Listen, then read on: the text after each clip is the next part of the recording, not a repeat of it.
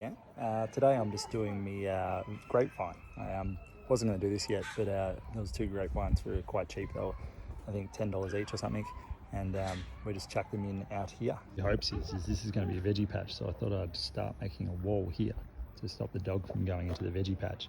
But we'll start with 2 grapes, and then we'll get more things along the side later on. But yeah, we've got a yellow grape, which is this guy.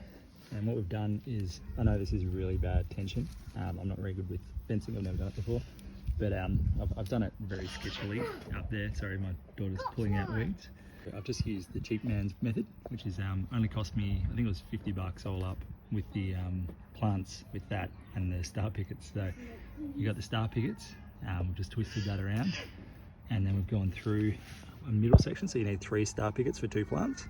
And I probably should have done something different here to make it tighter on each bit, but that's all right. And then we've gone to that end and tied them up as well.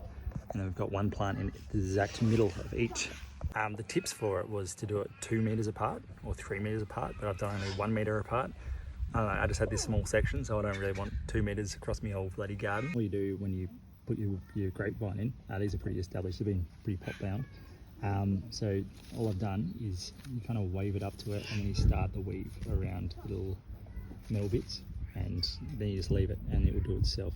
It's a vine, so it will find its way and bloody cruise along. And what will eventually happen is it will go along each one of these, and each one of these will have grapes coming out.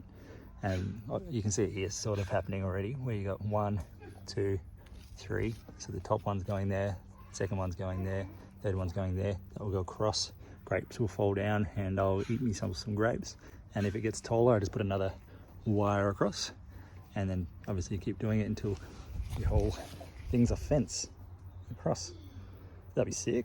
But yeah, that one's yellow grape, which is the supermarket kind of stuff, and this one's your black grape. These are the ones I bloody want, and they're both seedless varieties because I've got a 4-year-old, so I kind of want that in the school lunches and stuff. I've done as well because it's grape. They don't mind bad soil, but I only had this stuff, which is, you know, typical Perth kind of sandy stuff. So I've just added, I'm not going to say the brand, but it's just a cheap sort of garden soil. Make sure it's garden soil, not a garden potting mix. You want soil.